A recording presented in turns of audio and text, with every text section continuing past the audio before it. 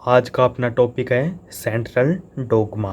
British biochemist क्रिक ने DNA, RNA and protein molecules के मध्य inter relation को एक्सप्लेन करने के लिए ये सेंट्रल डोग्मा का कॉन्सेप्ट दिया। इस कॉन्सेप्ट के अकॉर्डिंग डीएनए अपनी जेनेटिक इन्फॉर्मेशंस को एमआरएनए के रूप में ट्रांसफ़र करता है, या फिर ऐसे भी कह सकते हैं कि ये डीएनए अपनी जेनेटिक इन्फॉर्मेशंस को एमआरएनए के रूप में कोड करता है और एमआरएनए इन इन्फॉर्मेशंस को एमिनो एसिड के रूप में डिकोड करता है। अब इस कॉन्सेप्ट का मतलब क्या है वो समझिए। मान लिया जाए ये कोई यूकैरियोटिक सेल है, इसके न्यूक्लियस के अंदर जेनेटिक मटेरियल डीएनए है, वो सुपर कोल्ड स्पाइरल स्टेज में पाया जाता है। तो सबसे पहले इस जेनेटिक मटेरियल को लीनियर फॉर्म में लाया जाएगा ताकि रेप्लिकेशन की प्रोसेस के दौरान डीएनए है वो डैमेज न हो जाए।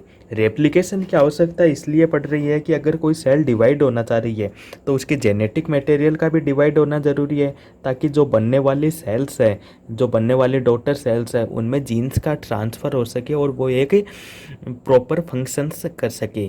इस जेनेटिक मटेरियल की कॉपी होने की प्रोसेस है, ये प्रोसेस ही रेप्लिकेशन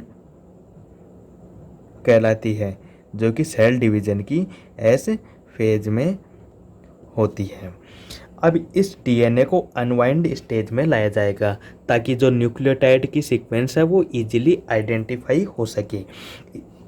इसको डीएनए को अनवाइंड स्टेज में लाया जा चुका है।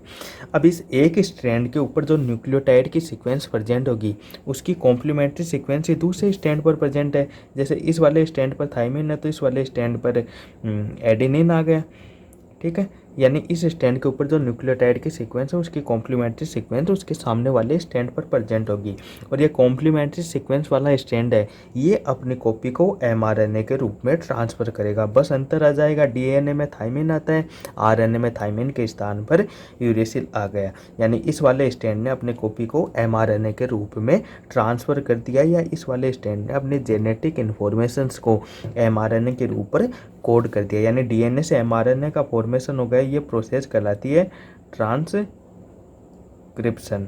अब यहाँ पर एक बात आती है कि ये वाला स्टैंड है यही अपने कॉपी को एमआरएनए के रूप में ट्रांसफ़र क्यों किया, ये वाला स्टैंड क्यों नहीं? ये डिपेंड करेगा प्रमोटर पर। प्रमोटर जिस साइड में प्रेजेंट होगा वही स्ट्रैंड अपनी कॉपी को एमआरएनए के रूप में ट्रांसफ़र करेगा। कैसे? जैसे देखिए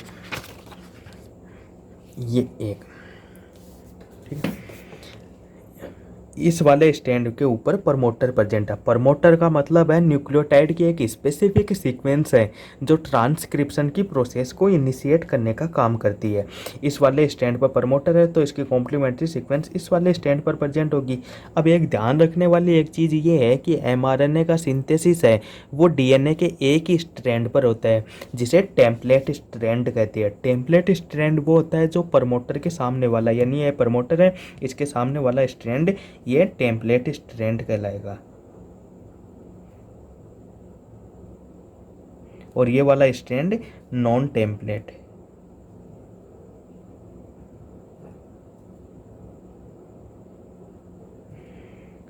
ठीक है, ये वाला स्टैंड टेम्पलेट स्टैंड हो गया और ये वाला स्टैंड नॉन टेम्पलेट।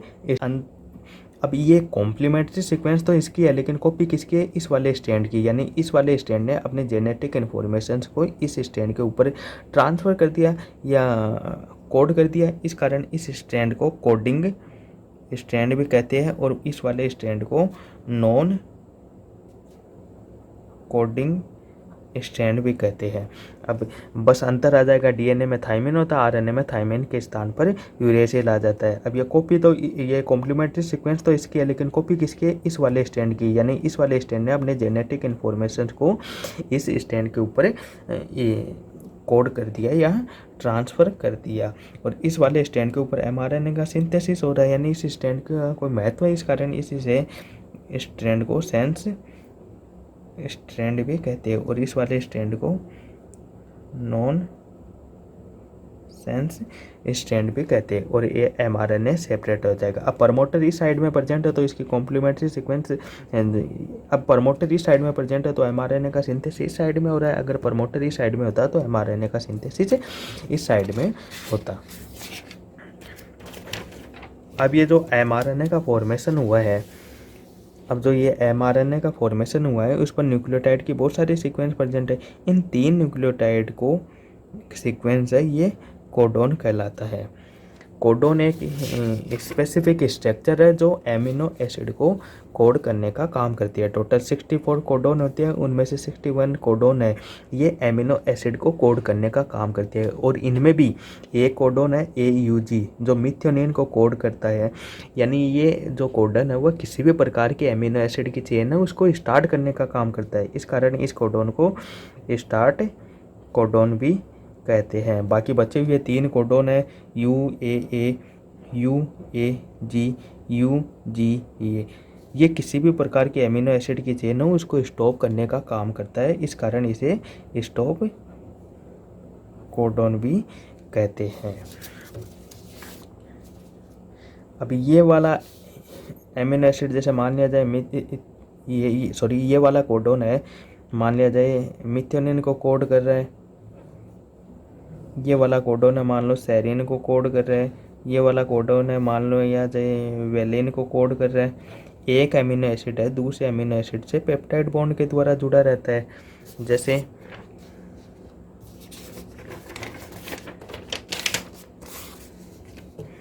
ये एक सामान्य एमिनो एसिड की स्ट्रक्चर है जिसमें कार्बन की वैलेंसी 4 होती है, एक वैलेंसी एल्किल ग्रुप द्वारा पूरी होती है, एक वैलेंसी हाइड्रोजन द्वारा, एक वैलेंसी कार्बोक्सिलिक ग्रुप द्वारा और एक वैलेंसी एमिनो ग्रुप द्वारा कंप्लीट होती है। ये एक एमिनो एसिड है, दूसरा एमिनो एसिड इस साइड में प्रेजेंट होगा।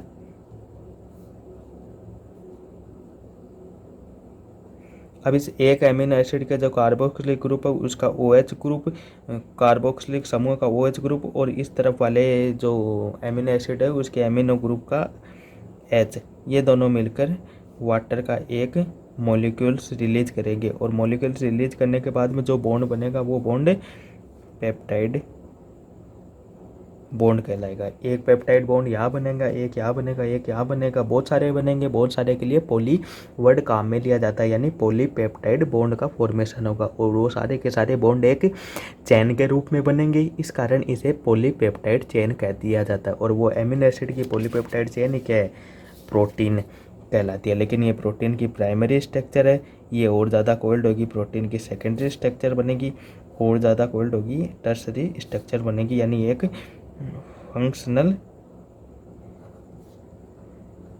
प्रोटीन का फॉर्मेशन हो जाएगा। यानी इस mRNA से प्रोटीन फॉर्मेशन की प्रोसेस है, ये प्रोसेस ट्रांसलेशन कहलाती है। अब इस जो आपने जो कंसेप्ट दिया था ये लाइन, वो देखते हैं प्रूव हो रही है या नहीं हो रही। तो देखिए DNA है वो अपनी जेनेटिक इन्फॉर्मेशन किधर है, इस कोडिंग स्टैंड में, यानी इस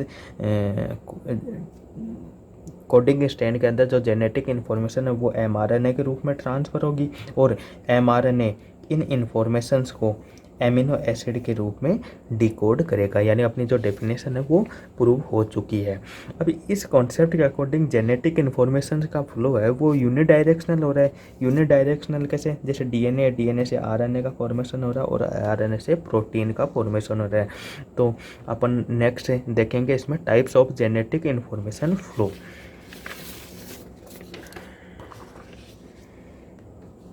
अपने अभी जो कॉन्सेप्ट देखा था क्रिक यूनिडायरेक्शनल फ्लो, जो कि क्रिक ने दिया था कि DNA है, DNA से mRNA से फॉर्मेशन, यानी जेनेटिक इन्फॉर्मेशन का फ्लो है वो एक ही डायरेक्शन में हो रहा है। दूसरा कॉन्सेप्ट है सर्कुलर फ्लो या सर्कुलर कम्युनिकेशन, जिसको बैरी कॉमनर नामक साइंटिस्ट ने दिया था।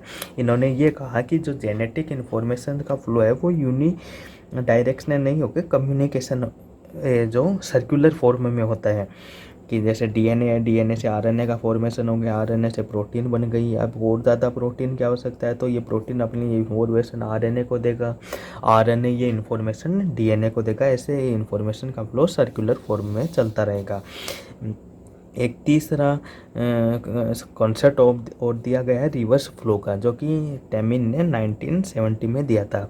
अब कुछ वायरस ऐसे होते हैं उनके अंदर जो जेनेटिक मटेरियल है वो डबल स्टैंडर्ड आरएनए फॉर्म में पाया जाता है, जैसे रिट्रोवायरस है, एड्स का वायरस है, इनके अंदर जेनेटिक मटेरियल है वो डबल स्टैंडर्ड आरएनए के रूप में पाया जाता है। तो वो अपनी जेनेटिक इन्फॉर्मेशन का फ्लो किस प्रकार से करते हैं वो इसमें देखेंगे। डीएनए से आरएनए का फॉर्मेशन है वो ट्रांसक्रिप्शन कर लेता है, लेकिन आरएनए से डीएनए का फॉर्मेशन करना होता है वो प्रोसेस रिवर्स ट्रांसक्रिप्शन कहलाती है। यानी ये वायरस है जो HIV वायरस है वो रिवर्स ट्रांसक्रिप्शन की प्रोसेस द्वारा अपने जेनेटिक मटेरियल से पहले डीएनए का फॉर्मेशन करता है, डीएनए ट्रांसक्रिप्शन की प्रोसेस द्वारा आरएनए का फॉर्मेशन करता है, और आरएनए ट्रांसलेशन की प्रोसेस के द्वारा प्रोटीन का फॉर्मेशन करता है। अच्छा, इस यूनिडायरेक्शनल का एग्जाम्पल है जैसे ई कोलाई में ये पाया जाता है। अब जो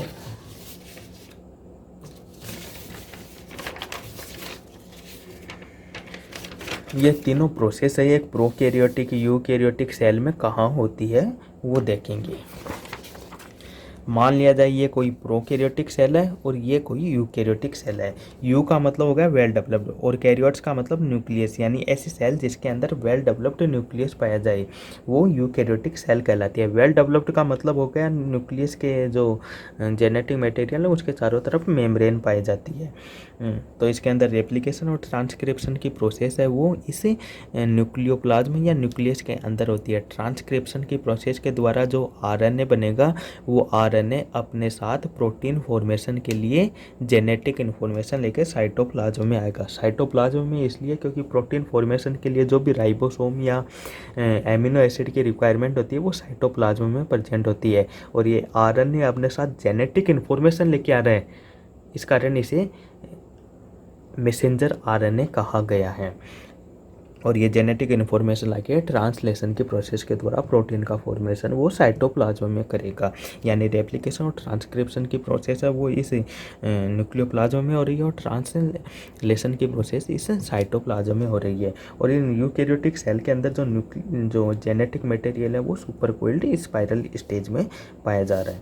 जबकि इस तरफ वाले प्रोकैरियोटिक सेल में देखिए, प्रो का मतलब प्रिमिटिव और कैरियोट्स यानी न्यूक्लियस, यानी ऐसी सेल जिसके अंदर प्रिमिटिव टाइप का न्यूक्लियस पाया जाए वो प्रोकैरियोटिक सेल कहलाती है। प्रिमिटिव टाइप का मतलब हो गया कि इस न्यूक्लियस के चारों तरफ मेम्ब्रेन नहीं पाई जाएगी, यानी जो जेनेटिक मटेरियल है उसके चारों तरफ मेम्ब्रेन नहीं पाई जाएगी। मेम्ब्रेन नहीं पाई जाएगी तो वो जेनेटिक मटेरियल डायरेक्ट साइटोप्लाज्म के कांटेक्ट में रहेगा।